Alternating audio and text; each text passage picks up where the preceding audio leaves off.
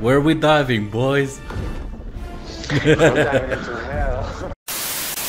Hello there, and welcome to a review of Helldivers 2, where I assess the quality of the game. Helldivers 2 took the gaming community by storm on release, with over 450,000 players ready to spread democracy and freedom. The game was very positively perceived and became quite successful in a short period of time. It quickly formed a pleasant community to be a part of, but the developers were caught with their pants down by the success. Arrowhead, with only 100 people working on the project, were not ready for such a burst in popularity, but they gave it their all to try and keep the game thriving. When the game came out, I thought it would be another overhyped game that's just loved by many for superficial reasons. But after seeing a few clips of gameplay and some funny shorts, I started looking into the game if it was worth buying. At the time, I started to see why the people enjoyed the game so much. After watching reviews and MK Ice and Fire's video, I was sold on getting the game. As soon as I started playing, I live streamed my experience with the game and I created my Helldivers 2 series you can check out on my channel. I came to the conclusion that the game was good with a few flaws here and there, but nothing game breaking until recently. Oh shit, here we go again. The physics of the game for the most part are decent with nothing special to praise. However, there are moments where they break and become an obstacle for no reason. The main culprit being either sloppy coding in the game engine or lack of polish when the player interacts with the world. For the most part, the physics function as you would expect until the game throws a curveball at you. Be it enemies swarming you, the environment of the map, ragdolls taking decades to let you move, or random bugs of the game. It's very inconsistent when these issues happen. Recently, they happen more often than not. They don't exactly break the game, but they can happen at crucial moments where they can be very frustrating.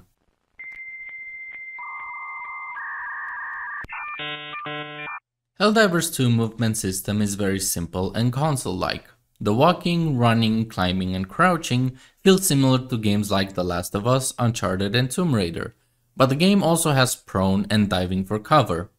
The prone, climbing and diving are the worst part of the movement system, since flopping on the ground is easy, but getting up is a different story. The movement system is unpolished as fuck in this game. On top of that, when doing certain animations, you can't cancel them by trying to move with WASD or shift, or until the game realizes what the fuck is going on. For example, the Strategem panel gets cancelled when you press shift, but it doesn't cancel certain reloads or fucking around in the mud after diving to save your life. Now that we covered planking like a dipshit in the dirt, let's see how broken the climbing is. The climbing mechanic is easy in concept. You can climb any surface as high as you or half your height by doing a standard animation. The problem is that the game is fucking inconsistent with this shit. You'll end up running into walls your height trying to climb them, but the game won't let you because fuck you. Or while running away from a swarm looking back, suddenly you climb a rock taller than you, because why not? And get killed by a fucking flamethrower. To add insult to injury, there's terrain that looks like stairs, and you'll run in place like a special ed because the game needs 4 years to realize you can step on that surface. You can find more examples throughout my series. Enjoy our pain and suffering to this shit.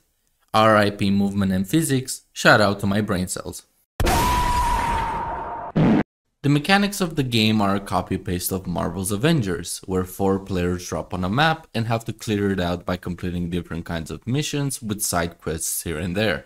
There are features that Helldivers 2 added or changed in comparison that make it seem unique. The enemy spawners, planet liberation/defense missions, and evacuation missions being the biggest changes in gameplay style, but that's about it. In both games you select your mission at a round table with the map. The hero selection in the Avengers game got swapped with choosing your armor, primary, secondary, which is fucking useless, grenades and small features that only affect appearance in menus. The loading time dropping on the fucking planet either takes a minute or a few years. It's a bit worse in Helldivers since they cover it with a diving animation of the Hellpods, but if the loading screen takes long enough, it can look like you're actually flying away from the planet instead. The gameplay is the same, killing wave after wave of enemies with each class of enemy having small variety of effects to them. Avengers does this far worse than Helldivers, considering the grunt robot has like 15 variants. Both games don't understand how to balance difficulty, to the point where the highest difficulty can seem much easier than the normal or easy modes. On top of that, it varies from mission to mission. Don't get me wrong, Helldivers is better than the MCU reject of gaming, but at the same time, you can't ignore how much it took from a horrible game. A foundation made out of fertilizer will only make you sink in shit, and they picked some of the worst shit out there. That is one big pile of shit. Now let's hell dive into the stratagems. These Dance Dance Revolution grenades drop at your command and offer you a variety of abilities. Weapons, which most of them are situational at best, while others you won't touch with a 10-foot pole because they waste precious space in your loadout. The main point is that there are more useless weapons than useful weapons, but all of them cost an arm and a leg, while the mission pays you minimum wage even though you have a master's degree. Backpacks are the same problem. Mainly 2 of them seem to be useful in every scenario. I'm talking of course about the jetpack and the shield pack. The rest are situational at best or useless at worst. Sentries are the stratagems that will rarely let you down in a fight. You get a few options to choose from and most of them are welcomed depending on your playstyle. The worst one to pick is the Tesla Tower since it damages everything in its range including you and your team. The second least useful sentry is the EMS mortar, since it's most efficient against clankers, but against the bugs it only applies a slow to them and you if you're in range. Eagle strikes are a hit or miss, literally and figuratively. Airstrike and the 500 kg are the go-to since they help in more ways than one. Napalm and cluster strikes are for bug and clanker units respectively when the numbers are overwhelming. The rest you might as well not bother with since using them will only slow you down by doing the dance dance combos required and have little to no effect. Orbital strikes are fucking useless besides the orbital laser. Anything but the laser either misses, is slow as fuck, or only kills the bugs and clankers instead of the buildings you called it for. Eagle strikes make 90% of the orbital shit pointless. And the winner of the worst stratagems you can get are the fucking minefields. Holy fucking shit, these mines hinder you more than help you. Not only do they blow you up 6 ways from Sunday since they can be hard to see, especially in a battle, they can barely deal with the amount of enemies chasing you down. The stratagems overall are a great idea. You get abilities that help you out all mission long and can help you finish the mission quicker than without them. But the drawbacks render most of them useless. You can pick only 4 stratagems, or 3 depending on the difficulty. So you can't just pick something you like over something that is insanely useful in comparison. You also have to take in consideration the amount of inputs required to call them in, and the cooldown to use them again. You can buy upgrades that reduce the cooldown of stratagems, but each one has a unique cooldown time, so keep that in mind. Picking the best stratagem in this game is more important than your personal preference, since it can either win or lose you the mission. Let's see what stratagems I can get. Nada, zip, zilch. Oh, anti-personnel minefield. Oh yeah, that one works great. Yeah, I'm already getting PTSD from the last time. The balance of difficulty in the game is decided by a DM known by the community as Joel. He's the one giving us the major orders to complete or fail based on how he wants to take the story of the game/war. However, we also have 9 difficulty levels which are fucking broken and unintuitive. The game, instead of optimizing the difficulties to be balanced, they adjust them based on whether we should win or lose certain major orders given to us. Why the fuck don't you divide them in 3 groups? It gives you 3 levels per group, but the game based them by their name. Trivial, easy and medium are what I call the easy group. Yet medium difficulty is balanced to be actual medium difficulty and can be a big pain in the ass to complete alone. Challenging, hard and extreme are the medium group, but they are balanced to basically be hard as fuck and fit the names even though they are the middle 3 difficulties. Suicide Mission, Impossible and Hell Dive are the hard group. Basically Dark Souls 2 spam bush difficulty for masochists. You can barely survive 5 minutes in these game modes and fighting your way out is almost impossible. Arrowhead, what the fuck did you smoke when you made this system? The difficulty levels are fucked, even more because Joel decides how hard each level is. Easy mode could be as hard as Hell Dive if he wanted it to be. It doesn't fucking help either that the only difference between these difficulties are the number of enemies, spawn rates, and an enemy variation or two. What the fuck is this? I don't know. Despite the horrible game design, Helldivers runs pretty well, even when your screen is covered in enemies. I haven't heard many complaints about the optimization of the game on console or PC. I do, however, recommend looking into videos more in depth on the topic if you're using minimum requirements hardware just to be safe not to purchase a game your PC can barely run. The premise of the game is very straightforward. You and all the players of the game are soldiers of Super Earth called Helldivers. Your job is to spread freedom and democracy in the universe. Your enemies are the clankers from Star Wars that didn't skip the gym, and the bugs from Starship Troopers on steroids. To accomplish these missions easier, you'll need to upgrade your Star Destroyer for extra freedom power. Those upgrades require samples that you find during missions and only receive them if you complete it by using highly explosive democracy. Based on the how hard do you want to get fucked scale, you get to collect common, rare, or super rare samples. Each mission you complete makes you say, "I'm doing my part," since at the end it shows you how much you helped liberate or defend the planet from the enemies. It's not much, but "I'm doing my part." I'm doing my part. I'm doing my part.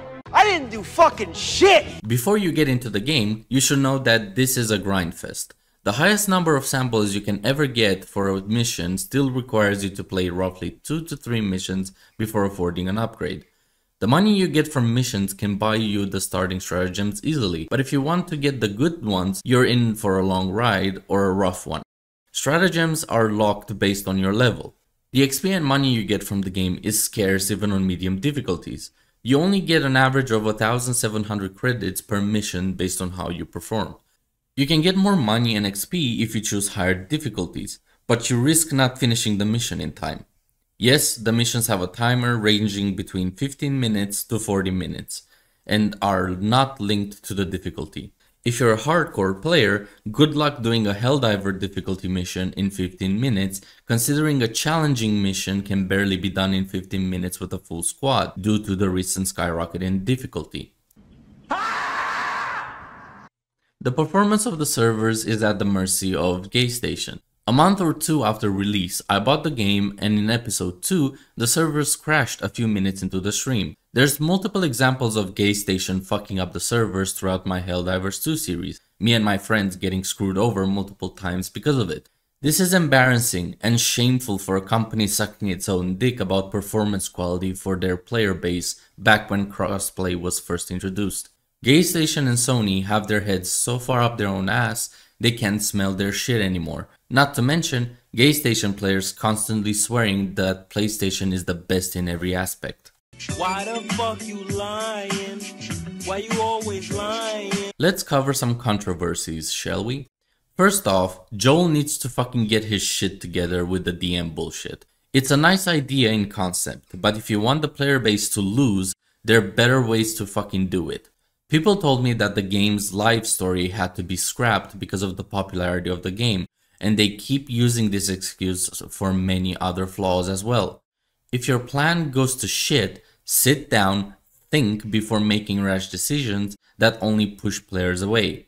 Just because Arrowhead and GayStation got caught lacking doesn't mean we should baby them to success. They fucked up with the servers at launch and still have issues. The difficulty balance got nuked because Joel doesn't know how to guide a community, and the PSN account debacle is the last nail in the coffin of Helldivers 2. The only reason Helldivers 2 is still alive is because of the community's insane tolerance to bullshit. Let's talk about the community actually. The Helldivers 2 community is both amazing and horrible. They are amazing because there's no player-to-player toxicity at all. This community has no issue with you unless you're an asshole with an identity complex or a sweating troll that likes to cause chaos. It's a breath of fresh air to find a gaming community where you can join a random mission and be welcomed like you were there the whole time, or meet nice people that help you whenever you play solo. Helldivers 2 deserves props in that regard, and many other games should fucking take notice. But this unity between players is also a downside when fair criticism is introduced in the discussion. There was a streamer that predicted Helldivers 2 will die and the community chewed him out for it. Little did they know that he was right. This was before the PSN shitstorm.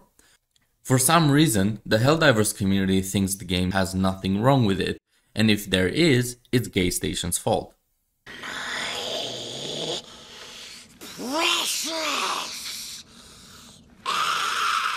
In conclusion, Helldivers 2 is a pretty bad game at the core. The physics and movement are unpolished and inconsistent with the tutorial. We are fucking space soldiers for fuck's sake, and we are losing against the terrain because the map or game is coded like spaghetti. The mechanics of the game are nothing new on the market, yet they are praised like they invented this style of gameplay. Ever heard of Avengers or Suicide Squad kills the Jackass League? The abilities and tools provided by the game are for the most part filler, with a handful of stratagems being useful.